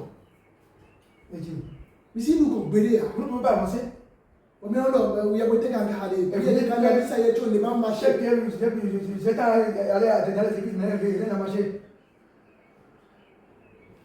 donc, deuxième conséquence, ça nous met sous une malédiction. En pratiquant encore les choses anciennes, les choses qui étaient abolies par Christ, non seulement nous annulons la grâce de Dieu, nous rejetons Jésus-Christ, mais nous sommes encore sous une malédiction.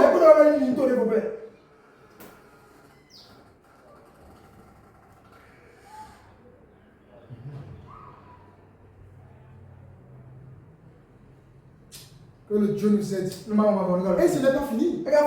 Ça continue, nous sommes dans Hébreux chapitre 10.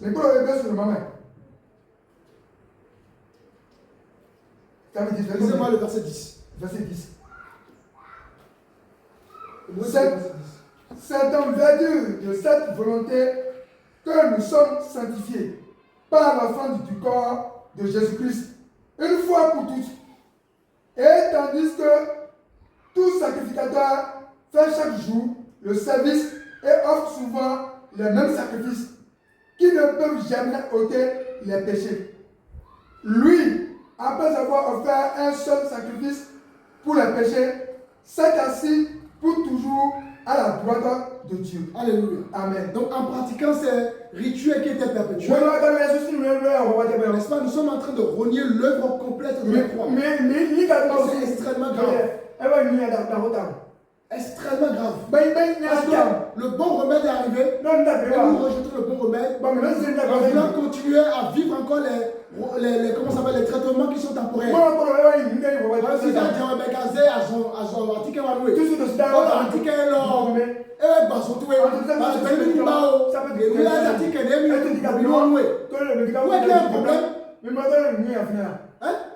y a un problème.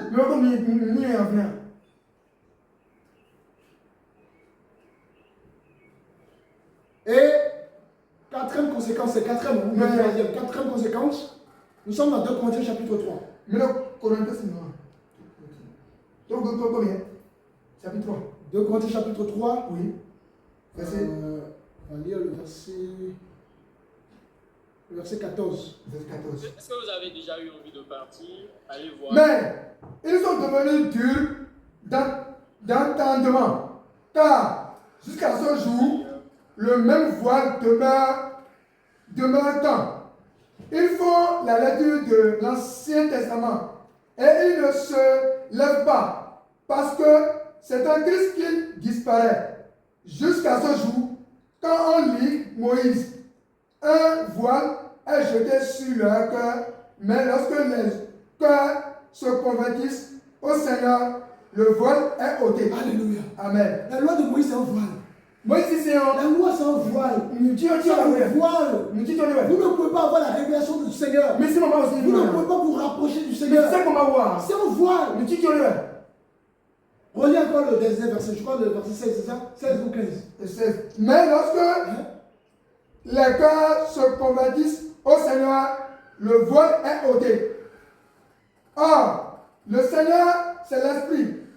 Et là où est l'Esprit du Seigneur, là est la liberté. Alléluia. Amen. Le Seigneur est venu pour enlever les voiles. Tu Tu as l'œuvre du Seigneur. La venue du Messie, c'était pour enlever le voile. Voilà pourquoi à la croix, lorsqu'il a été crucifié, le voile du temple a déchiré en deux. C'était déjà, n'est-ce pas, une préfiguration. Ce n'est pas par hasard que le voile du temple a été divisé en deux. La loi, c'est un voile. C'est un voile de Dieu. En pratiquant la loi, vous êtes en train de vous voiler. Vous ne pouvez pas atteindre certaines dimensions. Alléluia. Amen. Les conséquences de la loi sont extrêmement graves. Qui peut me rappeler encore les 4 conséquences graves lorsque vous continuez à vivre dans la loi? Si vous avez bien suivi l'enseignement. La première conséquence, c'est quoi? La question est posée également aux bien-aimés qui sont là. L'annulation de la grâce. L'annulation de la grâce. Sans la grâce, on ne peut pas être sauvé. Sans grâce, personne n'est sauvé. Deuxièmement, deuxième conséquence. Deuxième conséquence. Moi, j'ai retenu la malédiction. Personne n'a retenu la deuxième conséquence. Ben, la malédiction, nous sommes sous la malédiction. Nous sommes sous la malédiction. Alors que Christ est venu nous bénir. Au lieu d'être sous la bénédiction, on se met à nouveau sous la malédiction. Et troisième conséquence.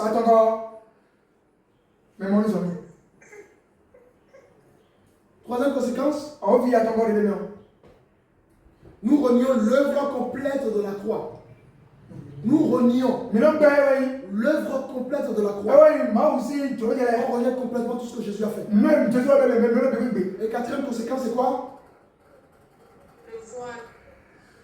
En pratiquant encore la loi, nous nous mettons encore sous le voile. L'œuvre de la croix est venue justement nous permettre de sortir justement du voile. Alléluia. Est-ce que ça va? Donc, nous avons vu que la loi, c'est l'ensemble des lois qui ont été données, notamment la loi morale, la loi civile et la loi cérémonielle. Nous avons vu les conséquences de la loi, que cette loi, justement, Jésus a venu changer cette loi. Alléluia, est-ce que tout est clair par rapport à la loi? Y a-t-il des questions à ce niveau-là? Est-ce qu'il y a des questions à ce niveau? Ça va? Est-ce que ça va? Ça suit. Maintenant, définissons la grâce. La grâce, c'est quoi? La grâce, c'est la nouvelle loi, alliance. C'est la nouvelle alliance.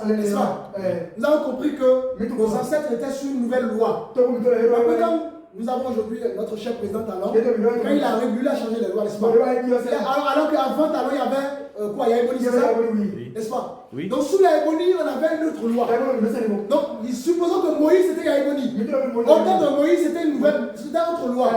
Quand notre cher président Talon arrive, un peu comme Jésus, lui il change toutes les lois. Donc maintenant, allons nous vivre encore sous le temps de Yaéboni ou sous le temps de Baptiste Talon. On va vivre sous quel temps? Sous le temps de qui? De qui? De Baptiste Talon. Parce que le temps de Yaéboni est passé. Maintenant nous sommes dans le présent. Mais Jésus est le nouveau temps. Jésus est la nouvelle alliance. C'est fini le passé. C'est fini la loi ancienne. Maintenant nous sommes sous une nouvelle loi. C'est ça ce que ça signifie. La grâce. Qui peut me définir ce qu'est la grâce? C'est quoi la grâce? Une transformation intérieure. Avant d'être une transformation intérieure. Tu as une très bonne réponse, hein? Mais avant d'être une transformation intérieure.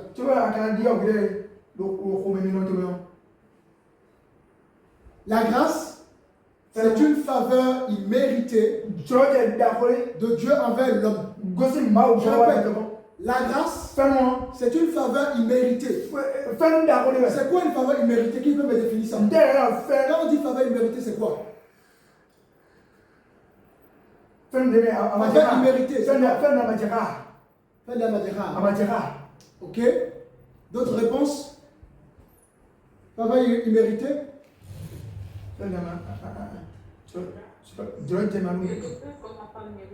Quelque chose qu'on n'a pas mérité. On te donne quelque chose. Tu ne mérites pas, mais on t'a donné ça. Ça, immérité. Donc, la grâce, c'est une faveur de Dieu. Aucun d'entre nous, aucun pasteur, aucune église digne de ce nom n'a mérité la grâce. N'est-ce pas? C'est ça la grâce. Alléluia. Amen. Nous sommes dans Ephésiens chapitre 2. Quelqu'un peut me lire le verset 8, s'il vous plaît? Les bien-aimés qui sont en ligne, lisez un peu, on vous entend un peu. Ephésiens 2, le verset 8. Car c'est par la grâce que vous êtes sauvés, par le moyen de la foi. On va s'arrêter là. On est sauvé par quoi? Par la grâce. Est-ce qu'on est sauvé par la loi? Non. Vous voyez? Vous voulez aller au paradis par la loi? Aucun des ancêtres n'ont été au paradis avec la loi. Même le plus grand prophète qu'on connaît, il a fallu que Jésus arrive pour les libérer. Donc nous sommes sauvés par la grâce, par le moyen de la foi. Continue. Le verset jusqu'au verset 9. Et cela ne vient pas de vous. C'est le don de Dieu. Amen. Vous êtes sauvés non pas parce que ça vient de vous, mais c'est un don que Dieu a donné. Et quand on comprend ça, ça fait baisser les orgueils. Moi je suis archibishop. Moi je suis le grand pasteur. Moi je suis le grand apôtre. Moi je prie plus que tout le monde. Je prie 24 sur 24 heures. J'ai l'onction plus. Mon frère, ma soeur, tais-toi. Alors, tu oui. Même ta propre prière, ça ne vient pas de toi. Même ton effort, ta persévérance dans la foi, ça ne vient pas de toi. Alors tais-toi. Bénis Dieu. Glorifie Dieu. Dis merci Seigneur. Je me donne la force de prier. Merci Seigneur d'avoir fait de moi un bon pasteur. Merci Seigneur d'avoir fait de moi un bon frère. Au lieu de te glorifier. Trop d'orgueil. Vous savez qui je suis? Les gens fléchissent leurs genoux devant moi. Moi j'ai des églises partout dans le monde. Vous savez qui je suis?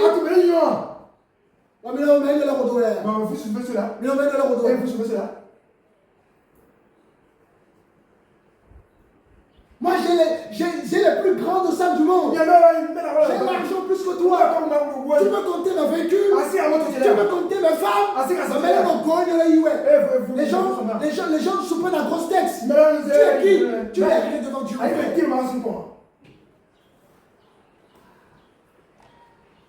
Ce que tu vis dans ta foi, c'est une grâce. Tu ne l'as pas mérité. Ce n'est même pas par tes propres efforts. Parce que Dieu crée le vouloir et le faire.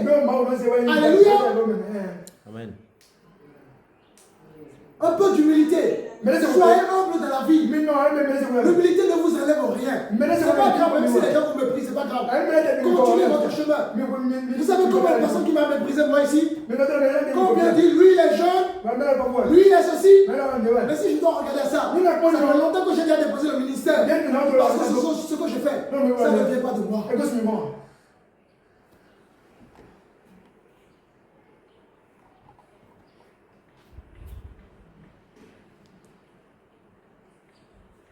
Les Moïse, les Abraham, les grands Samuel n'ont pas fait ça. Les petits miracles qu'on fait là. Les petits miracles qu'on fait. Vous avez vu Moïse avec la main divisée en deux. Vous avez vu ce que Moïse a fait. Dieu a fait avec Moïse. Mais les Moïse n'ont pas dit ça. Mais nous, on a un peu de salle, un peu de fidèles, un peu d'onction. On commence à prendre la grosse tête.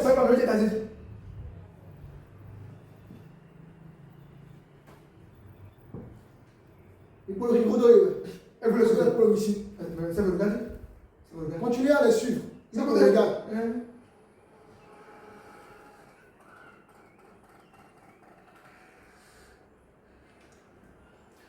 la grâce, Fais-moi.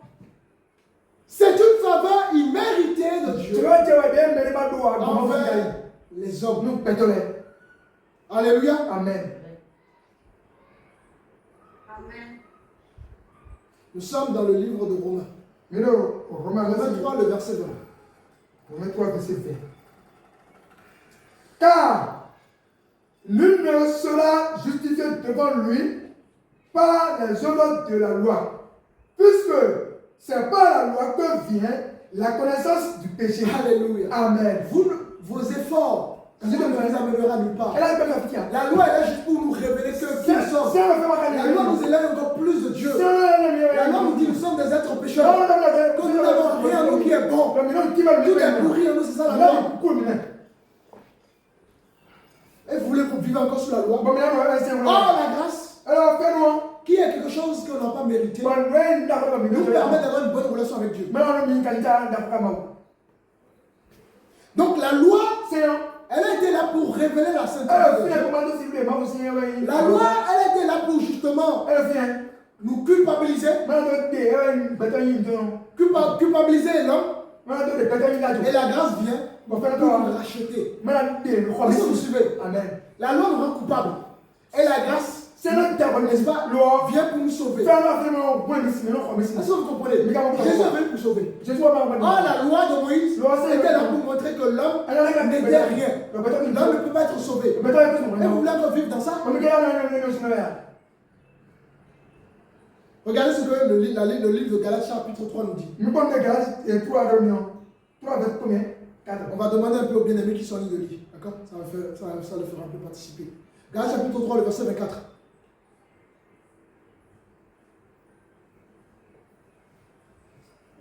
Galates 3, le verset 24.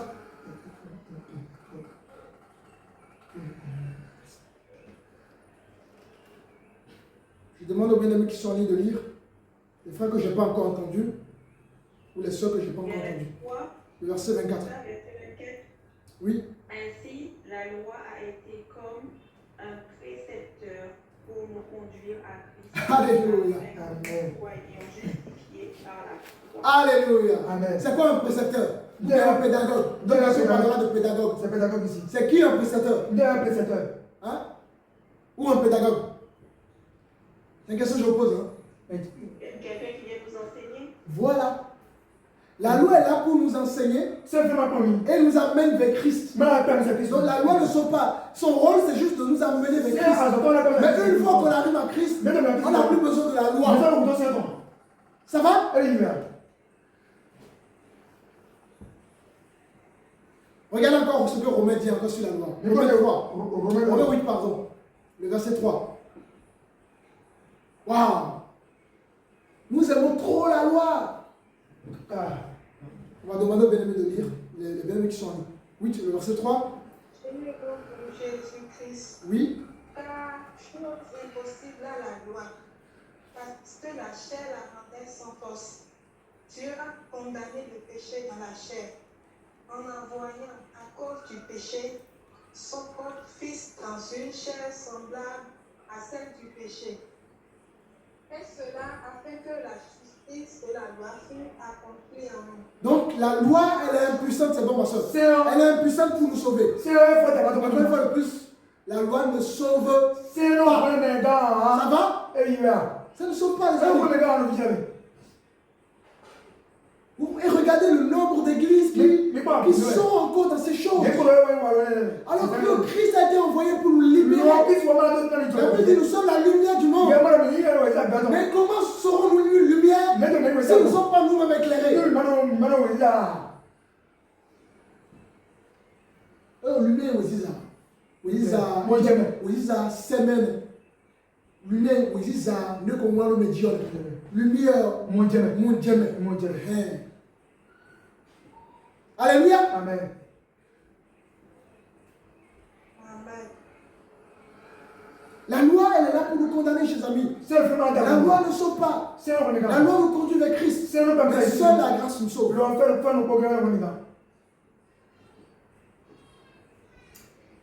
Nous sommes dans Matthieu chapitre 5. Mais le Matthieu, c'est attends. Lisez-moi le verset. verset 15, je crois. Oui. Matthieu 5, le verset 15.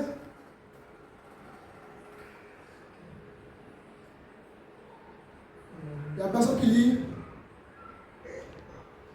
Et on n'allume pas une lampe pour la mettre Non. Va plutôt, enfin, descends un peu en bas. Le verset 17, je le vois. C'est pas le verset 15. Le verset 17. Ne croyez pas que je sois venu pour abolir la loi ou les prophètes. Je suis venu non pour abolir, mais pour accomplir. Alléluia. Amen. Jésus a fait quoi? Il a accompli la loi. C'est quoi accomplir la loi? Qui peut me définir ça? Accomplir la loi, c'est quoi? Accomplir la loi. Accomplir la loi, instaurer. Instaurer. Non, instaurer n'est pas le bon terme. Accomplir la loi. Accomplir quelque chose, c'est quoi? Le titre. Exécuter, mettre en exécution. Mettre en exécution. Qui d'autre? Accomplir, c'est le factuel de quelque chose. Oui, dans le cadre ici, quand on dit accomplir la loi, c'est quoi concrètement? Hein? Et faux. Et vivre le mot faux. Voilà. Est-ce que vous comprenez? Il est venu vivre la loi pour accomplir, il a finalisé la loi. Ça va? Et oui? Et la réponse, ça va? Non, ça va. Est-ce que vous comprenez? Christ, lui, en fait, il fallait, aucun homme n'a réussi, n'est-ce pas, au travers de la loi à atteindre Dieu. Voilà pourquoi même dans l'ancienne alliance, les hommes ont péché. Même le prophète Samuel était parti dans le sein d'Abraham. Il n'était pas parti au ciel. Alors Christ arrive, c'était l'homme le seul qui a vécu la loi. Qui n'a jamais transgressé la loi. Et c'est à cause de ça qu'il a été le seul à justement accomplir la loi. On n'a trouvé aucune faute en lui. Est-ce que vous comprenez? Parce qu'il fallait qu'il y ait, pour nous sauver, il fallait un homme sans péché. Et Jésus a vécu sans péché. Il a vécu comme tout le monde. Et à aucun moment, il y a eu péché dans sa vie. Voilà pourquoi le Seigneur l'a choisi pour que lui soit notre sauveur. Alors pourquoi nous voulons encore être dans ça? Alors que Jésus a déjà tout fait pour nous. Tout. Alléluia. Amen. Je ne suis pas venu pour abolir, mais pour accomplir. Il n'a pas supprimé la loi, dit la loi n'existe pas. Non, il a vécu lui-même sous la loi. La veille même de sa mort, il était encore sous la loi. Voilà pourquoi il allait à Jérusalem, il faisait des choses comme dans la loi. Mais une fois qu'il est mort, c'était fini, c'était la fin de la loi. Et on est passé à une nouvelle alliance. Voilà pourquoi il dira, cette coupe est la nouvelle alliance. Son sang qui va verser à la croix. Buvez mon sang. Il parlait déjà de son sang à la croix. Buvez ma chair. Il parlait déjà des clous qui vont rentrer dans sa chair.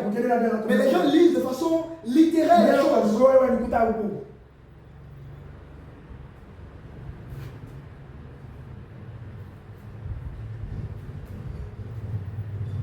Le sacrifice de Jésus a libéré les uns les autres.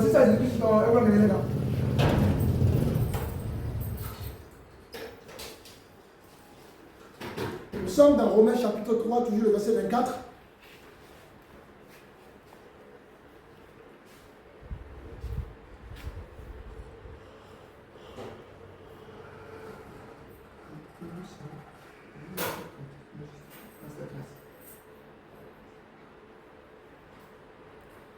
Romains 3, le verset 24. Romains 3, verset 24. Oui. Et ils sont gratuitement justifiés par sa grâce. Alléluia. Amen. Mon frère. Oui, continue sur les titres. Continue. Qui est en Jésus-Christ. Alléluia. Donc, nous avons été quoi? Justifiés gratuitement. On n'a plus besoin de faire des efforts pour se justifier. Tu n'as plus besoin de faire quoi pour ce soir. Jésus t'a justifié. Tout ce que tu vis aujourd'hui jusqu'à ta mort, le sang de Jésus a déjà couvert tout ça. Vous pensez que Jésus ne sait pas ce que vous allez faire demain, après-demain, jusqu'à votre mort? C'est pour ça qu'il a couvert tout ça. Hein? Et moi, mes gossis, ils flouent mes métiers d'amitié. Et au milieu, j'ai l'habitude, je suis né dedans, j'ai grandi dedans. Il faut apprendre à changer. On dit souvent dans notre langage, seul l'imbécile ne change pas. C'est moi quand vous n'entendez pas ça? Il n'y a que les imbéciles qui ne changent pas. Celui qui veut évoluer change. Qui n'a pas changé dans sa vie? Mais c'est pareil, la foi nous change. Ce qu'on croyait être vrai hier, demain, Dieu peut nous dire c'est faux. Et si nous sommes humbles, on va avancer avec le Seigneur.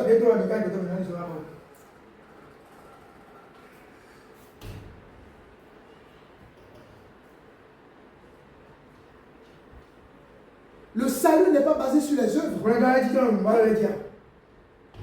Des églises qui mettent encore des choses en place. Ils font des trucs et tout ça. C'est vrai, quand on ne lit pas la parole, forcément, on va pas.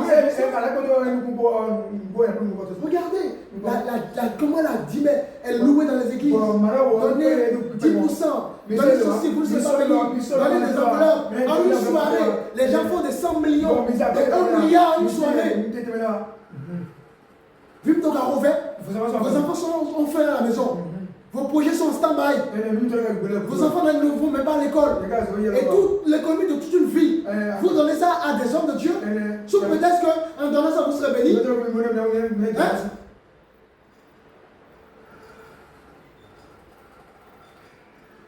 Ça fait mal. Ça fait mal de faire ça. On a vu la dîme, c'est quoi? Je donne avec libéralité.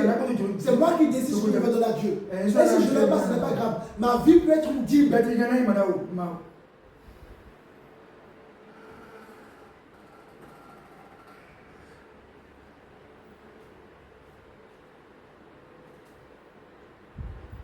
Sauve-nous, Seigneur. Sauve-nous.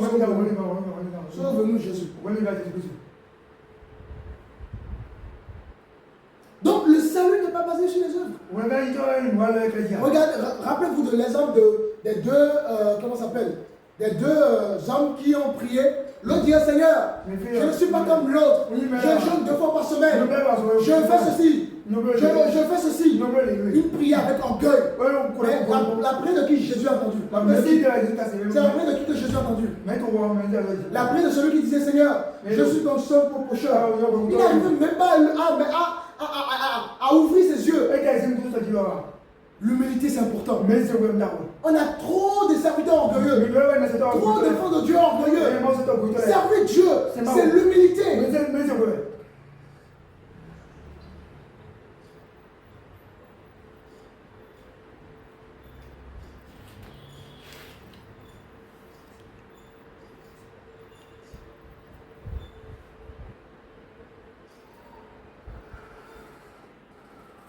Donc pas parce qu'il a été partagé, le chrétien doit vivre sous quoi? Sous quelle alliance?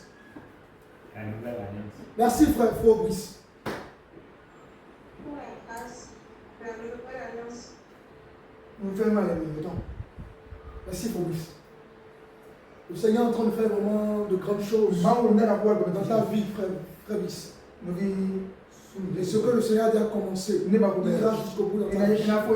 Au point que tu as été capable de donner des réponses justes. Le Seigneur fait déjà des choses dans ta vie. Et ce qu'il a commencé, il ira jusqu'au bout. Rien ne va l'arrêter.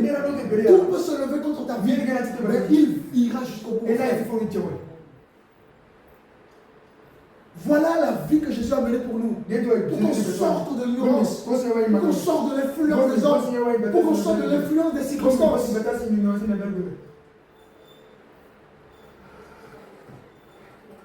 Donc le chrétien doit vivre sous la grâce, la nouvelle alliance. Et dans la nouvelle alliance, il n'y a plus d'effort. Christ a déjà tout accompli pour nous. Regardez ce que Galates chapitre 3 dit. Quelqu'un peut me lire le verset 13?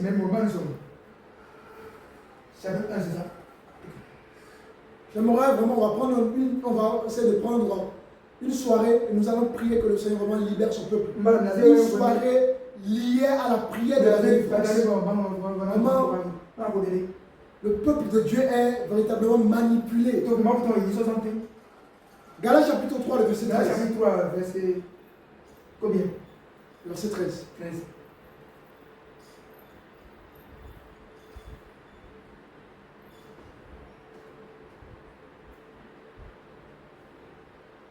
Galates 3, chapitre 3, verset 13. Christ nous a rachetés de la malédiction de la loi. Alléluia. Amen. Christ a fait quoi? Ancien, vous allez continuer après. Christ nous a racheté de quoi? De la malédiction de la loi. Donc la loi, c'est quoi? C'est une malédiction pour nous.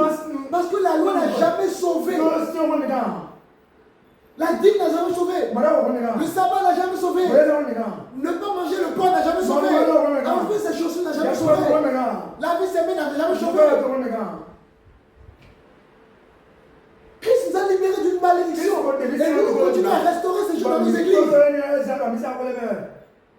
C'est une malédiction pourquoi? Parce qu'elle ne sauve pas.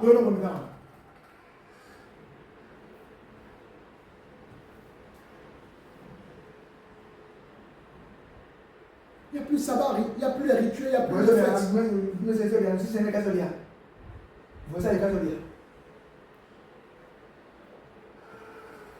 Ça fait la deuxième fois que j'aborde ce sujet, mais sous différentes formes. La deuxième fois.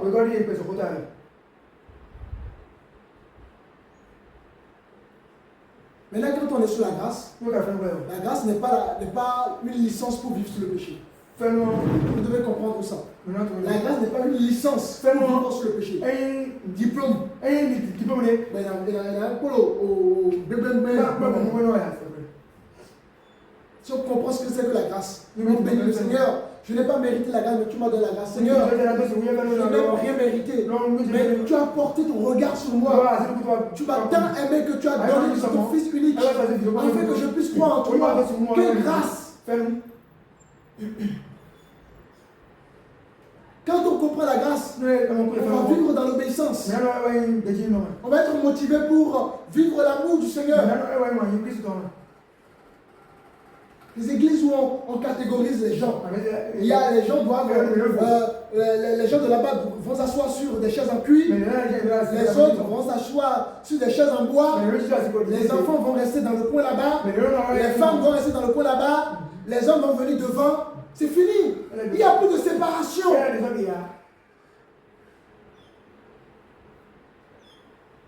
Il n'y a plus de juifs, il n'y a plus de grecs, comme dit la parole. Nous sommes tous un en Christ. Plus de grecs, plus de juifs.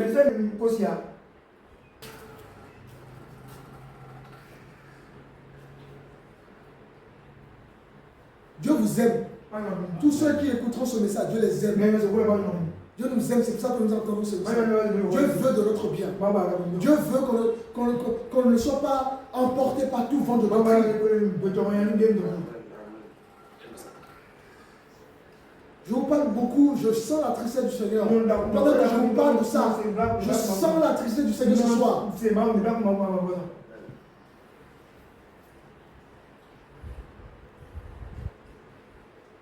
Il y a beaucoup d'autres choses à dire, mais on est déjà arrivé à l'heure. Je vais laisser donc la parole s'il y a des questions et des commentaires. Et j'espère que véritablement vous avez compris et que vous partirez de ce lieu en bénissant le Seigneur pour l'éclairage que vous avez reçu. Alléluia. Avez-vous des questions ou des commentaires? Vous avez la parole.